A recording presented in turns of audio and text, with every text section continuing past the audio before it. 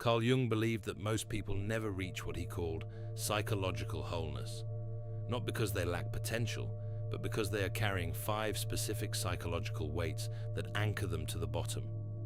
When we talk about vibrating higher in this video, we mean exactly what Jung meant by wholeness, a state of genuine psychological integration where you are no longer at war with yourself.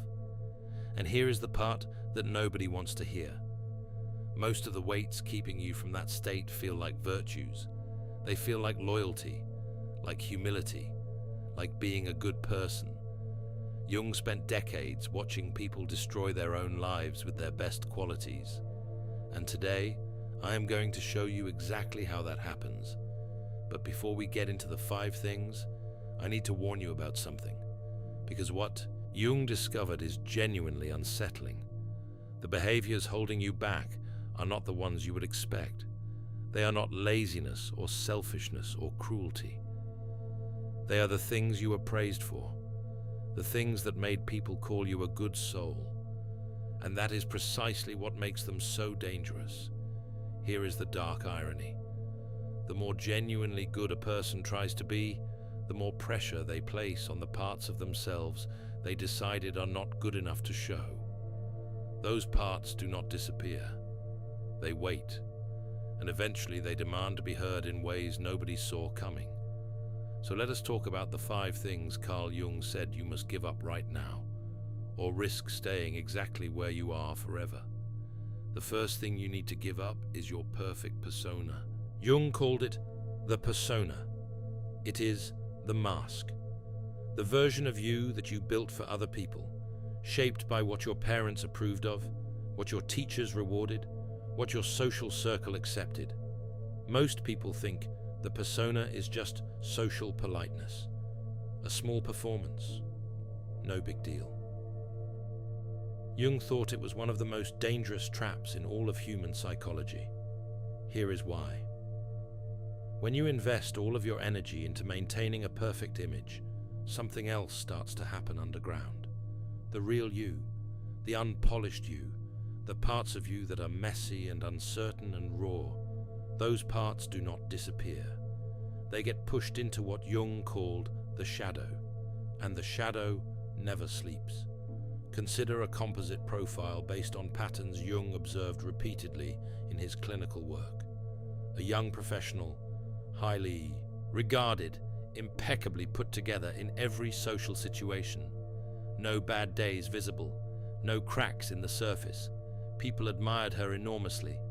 But Jung observed that uncanny social perfection often signals something hollow underneath. Maintaining a flawless image requires constant psychic energy, and that energy has to come from somewhere. What Jung noticed across these cases was that the more perfectly a person maintained their mask, the more violently their shadow would eventually erupt. The pressure would build and build until it could not be contained, and the eruption, when it came, was almost always catastrophic. Not because the person was broken, but because they had been so committed to the perfect mask that they had zero relationship with the parts of themselves they were hiding. Jung wrote about this extensively. He called it identifying with the persona, and he believed it was the root cause of a psychological crisis he saw over and over. The crisis of the person who, by all outward appearances, had everything together, and then one day, completely shattered. And here is the piece most people miss. The persona is not just a lie you tell the world. Over time, it becomes a lie you tell yourself. You start to believe the performance is the person. You forget a mask exists. And that forgetting is the most dangerous moment, because you can no longer tell the difference between who you actually are and who you became for other people's comfort. If you are performing a version of yourself right now, the question is not whether the mask will crack. The question is whether you will take it off yourself, or whether your own unconscious will rip it off for you. The gap between who you appear to be and who you actually are is not a sign of your discipline.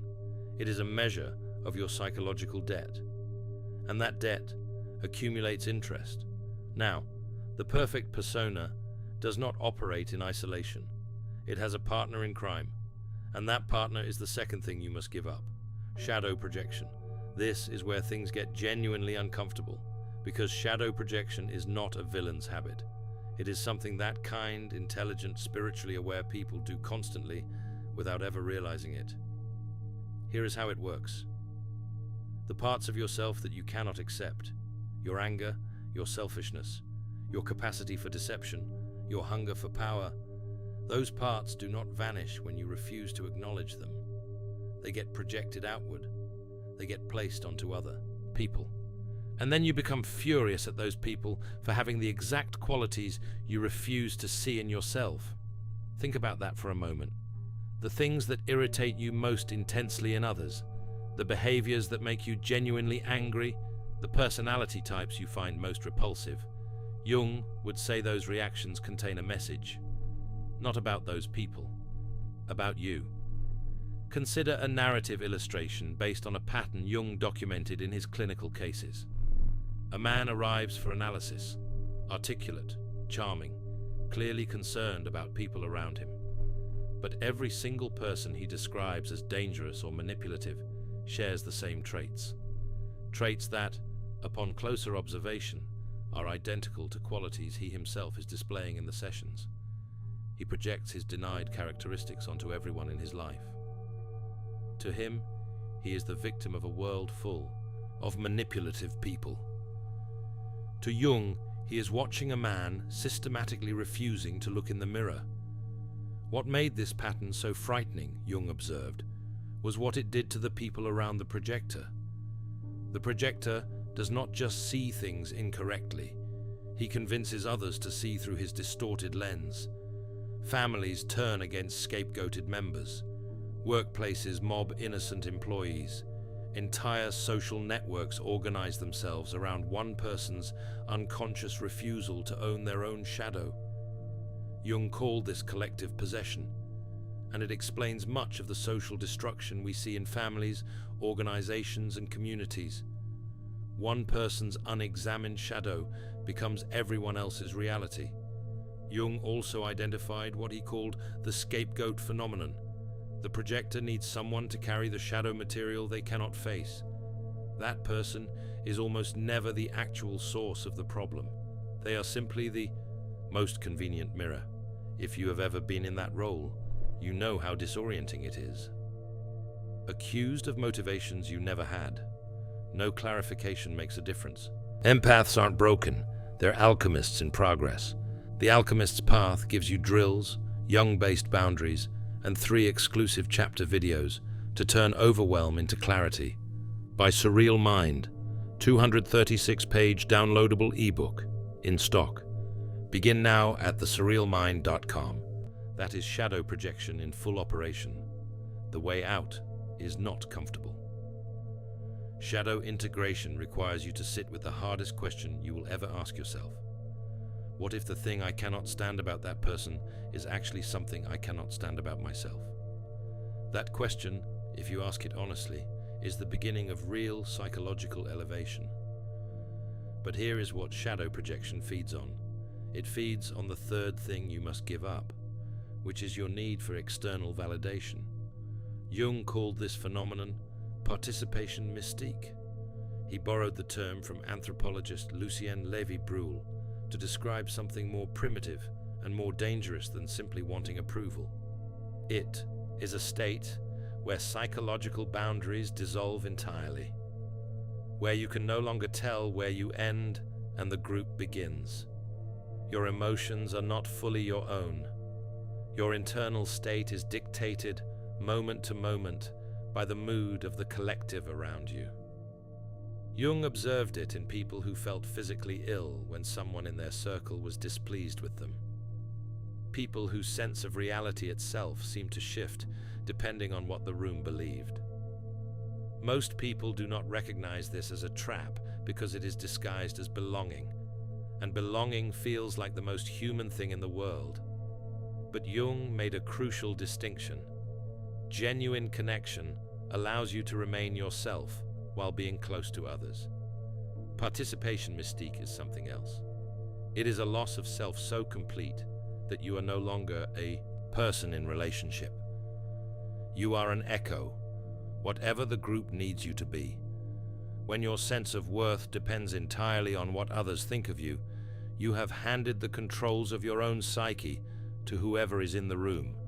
You perform, you shrink, you shapeshift to match whatever version of you is getting approval. And every time you do that, you move further from the only thing that can actually make you feel whole, your real self. Consider a case profile built on this exact dynamic. A woman regarded by everyone around her as exceptionally warm and giving. She was the emotional center of every group she joined. People called her selfless. But Jung would have asked a different question. Selfless, yes. But where did the self go? This is the cost of social survival. At the expense of authentic selfhood, you get to belong, but you belong as a performance. And somewhere inside you, there is a growing awareness that none of it is real. That the love and approval you are receiving is directed at the mask, not at you. This creates a particular kind of exhaustion no amount of rest can fix. You are not tired from doing too much. You are tired from being someone else for too long. Jung was clear. Individuation is incompatible with chronic validation seeking. You cannot move toward your real self while constantly adjusting to match other people's preferences. Either you stop seeking the approval, or you stop becoming who you were meant to be. And the truly tragic part is this: the approval you are chasing can never satisfy you. Even when you get it, some part of you knows it was earned by the performance, not the real person. The relief lasts a moment, then the hunger returns louder than before. This brings us to the fourth thing, and this is the one that will hit hardest, because this one sounds like wisdom. It sounds like resilience.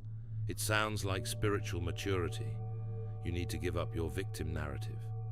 Now, before you dismiss this or feel defensive, stay with me. Because Jung was not saying that people are not genuinely hurt. He was not minimizing real pain or real abuse or real betrayal. He was observing something far more subtle and far more important. He was observing what happens when pain becomes identity. Consider a narrative illustration based on a pattern Jung documented extensively in his cases involving empathic individuals. A patient comes in carrying wounds that are completely real. Systematic emotional harm. Betrayal from people who were supposed to love her. Years of absorbing other people's dysfunction while pushing her own needs aside. The pain is not manufactured. It is entirely legitimate. But somewhere along the way, the story of her suffering had become the foundation of her self-concept. It was how she understood herself, the lens through which she interpreted every new relationship. She was the person to whom terrible things happened. And as long as that was the organizing story of her inner life, she would unconsciously recreate the conditions that confirmed it. Jung called this the repetition compulsion. People trapped in cycles of identical painful situations with different people, always following the same script, always genuinely surprised when the pattern repeated. They did not choose this consciously. The unconscious mind is extraordinarily loyal to its own story. And if the story is, I am someone who gets hurt by people, the unconscious will keep proving that story true. Now, here is where Jung's thinking becomes genuinely radical. He observed two distinct responses in the people who came to him carrying the deepest wounds. The first group held onto the wound as evidence of their innocence. Every new hurt confirmed the original story. This group stayed stuck, not because they were weak, but because the wound had become so central to their identity that healing it felt unconsciously like a kind of death. The second group reached what Jung observed as the clarity event, the moment when absorbed pain stops being the organizing force of a person's inner life and the shadow, with all its suppressed strength, finally gets integrated. not aggression, not hardness, a grounded inner authority that had been there all along, buried under years of self-suppression. The person looks at their own suffering without self-pity and says, "This pattern stops now." The people who reached this point did not become less empathic. They became selectively empathic. They retained the sensitivity that was always their gift, and they added something that had been missing all along: boundaries rooted in self-respect rather than self-sacrifice. Giving up the victim narrative does not mean pretending you were not hurt. It means refusing to let your wounds be the most important thing about you. It means choosing a different organizing story. One where you are not the person to whom things happen, but the person who decides what happens next. That shift in identity is one of the most powerful things a human being can do. And Jung believed it was inseparable from any real psychological elevation. But there is a fifth weight, and in some ways, it is the loneliest one to carry. You need to give up your social illusions. Jung documented something remarkable in his clinical work with individuals he described as having highly differentiated perception. These were people who saw through things. They could read the psychological atmosphere of a room the moment they walked into it. They detected the lies hidden behind polished presentations. They sensed the tensions that everyone else in the group had unconsciously agreed to ignore. Jung called these individuals a danger to collective unconscious agreements, not because they were destructive, but because their very presence disrupted the shared illusions that allow groups to function smoothly. Think about the social agreements most people operate within. The agreement that this family is fundamentally healthy. The agreement that this organization has good values. The agreement that this friendship is built on genuine affection rather than mutual convenience. These agreements are often fragile, and people who see through them clearly and without flinching make others deeply uncomfortable. Consider a composite example based on patterns Jung observed in his clinical work with highly perceptive individuals. A patient whose perceptive abilities were extraordinary. She could walk into a room and sense immediately who was hiding pain behind forced confidence, who was performing warmth without feeling it, who harbored resentments never spoken aloud. Her accuracy, when tested, was striking, but her gift came at a cost. She could not engage in small talk because she saw through every surface conversation. She could not maintain many friendships because people felt psychologically exposed in her presence. She had become what Jung described as a mirror that society could not bear to look into. This is the isolation that comes with seeing through collective agreements, and it is genuinely painful. You cannot unsee what you have seen. You cannot pretend to believe things you know are not true. You cannot perform comfortable ignorance once real awareness has taken root. But here is where most people with this kind of perception make the critical mistake. They interpret the isolation as evidence that something is wrong with them. They begin to wonder whether their clarity is actually a curse, whether they would be better off if they could just stop seeing so much. Jung had a different reading entirely. The individuals who see clearly what others cannot are not broken. They are ahead of their time. Consciousness pioneers, as he described them, whose psychological development precedes collective readiness. The discomfort their presence creates is not a sign of their malfunction. It is the group's unwillingness to confront what they are reflecting. But, and this is critical, seeing clearly does not automatically make you wise. Perception without integration leads to a specific danger Jung called psychic inflation. This is what happens when the ego identifies with an archetype, something like the wise one or the truth bearer, and starts to feel that its superior awareness is not just a personal trait, but a special calling. The person does not just see more clearly, they begin to believe they are destined to. And that belief, Jung observed, is where the real danger lives. The person who sees through social illusions but never confronts their own psychic inflation eventually becomes something just as distorted as what they were seeing through. Contemptuous, isolated by choice, armored against the human connection that makes real growth possible. The social illusion you have to give up is not just the illusions of others. You also have to give up the illusion that seeing clearly is enough. That perception alone is power, because perception without compassion becomes judgment. Perception without humility becomes contempt, and neither of those moves you toward wholeness. The real work is learning to see clearly and remain genuinely human, to hold truth without wielding it as a weapon, to exist outside collective agreements without becoming cold toward the people still living inside them. Now let me tell you what happens if you do not give up these 5 things. Jung had a name for it. He called it archetypal possession. And it is as disturbing as it sounds. When the shadow is never integrated, it does not stay quiet forever. It grows, and eventually it becomes an increasingly powerful force operating behind the scenes of your psychology. Jung was careful here. He did not say every unexamined person collapses. What he said is more unsettling. He said they gradually lose agency. The choices stop feeling like choices. Life starts to feel like something happening to you rather than something you are directing. In the most severe cases, he documented, those bordering on dissociation, the ego lost contact with itself almost entirely.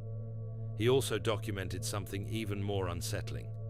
People who became entirely possessed by an archetypal role, the eternal victim, who organized their entire existence around suffering and rescue, the righteous judge, who channeled all of their denied shadow into the condemnation of others, the self-sacrificing savior who gave everything away to everyone else until there was nothing left of their actual self. These archetypes are powerful. They provide a sense of identity and purpose and meaning, but they are not you. And when you become fully identified with an archetype, you lose the thing Jung believed was the most precious achievement available to a human being: your individual selfhood. Here is what makes this so insidious. The person losing agency does not feel lost. They feel more certain than ever. The righteous judge feels righteously clear. The eternal victim feels entirely justified. The savior feels genuinely called. That certainty is not liberation. It is the trap. The moment you stop questioning your own story, you have handed the wheel to something unconscious. And unconscious forces do not move you toward your highest self. They move you toward repetition. Jung described what happens to people who carry these 5 weights indefinitely, not as a dramatic breakdown, but as a slow erosion of authentic selfhood. Not explosive, not sudden, just a quiet, grinding diminishment, the slow narrowing of possibility, the gradual fading of aliveness. Until one day you look up and realize that the life you are living belongs to everyone except you. That is not psychological wholeness. That is not evolution. That is what Jung meant by the unlived life, and he believed it was one of the most genuine tragedies available to a human soul. So what does psychological wholeness actually look like? It is not a feeling. It is not a state of constant positivity. It is a process. Jung called it individuation. Becoming more fully, more consciously, more completely yourself. And if vibrating higher means anything real, this is it. Not an energy state, a state of integration. Individuation does not happen by adding things. It happens by giving things up. The mask, the projection, the boundary dissolution, the victim story, the comfortable illusions. What is left when you release those things is not emptiness. It is you. The actual you, not the performance, not the wound, not the social contract you signed before you were old enough to understand what you were agreeing to. Jung observed something profound in the people who committed to this process. They did not become more impressive. They became more real. The performance fell away. The chronic anxiety of maintaining a false self lifted. Relationships built on the performance collapsed, but the ones that remained became genuine. And genuine, Jung believed, was the only psychological frequency worth calling wholeness. Jung believed the individuated person becomes what he called a bridge between what is and what is becoming. Not someone who has transcended human struggle, but someone who has learned to engage with it consciously, someone who can hold complexity without collapsing, see clearly without becoming cruel, feel deeply without being destroyed. The path is not comfortable, but the destination is real, and here is what I want you to sit with before you go. Every single one of the 5 things we talked about today, the perfect persona, shadow projection, participation mystique and its boundary dissolution, the victim narrative, the social illusions, every one of them exists in you right now to some degree. They exist in everyone. That is not a condemnation. That is just the human condition. The difference between the person who reaches wholeness and the person who stays stuck is not that one has no shadow and the other does.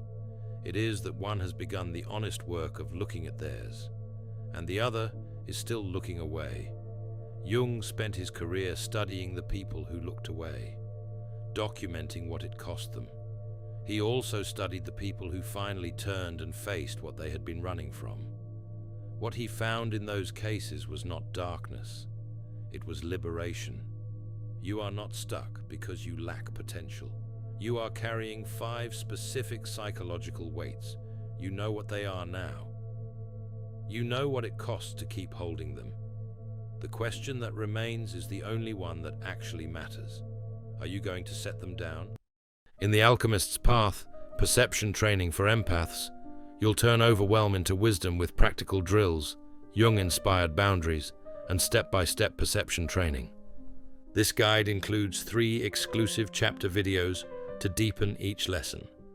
Written by Surreal Mind, 236 pages, beautifully designed 8.5 by 11 downloadable ebook, in stock now. Start your training today. Feel deeply while thinking clearly. Get The Alchemist's Path at thesurrealmind.com.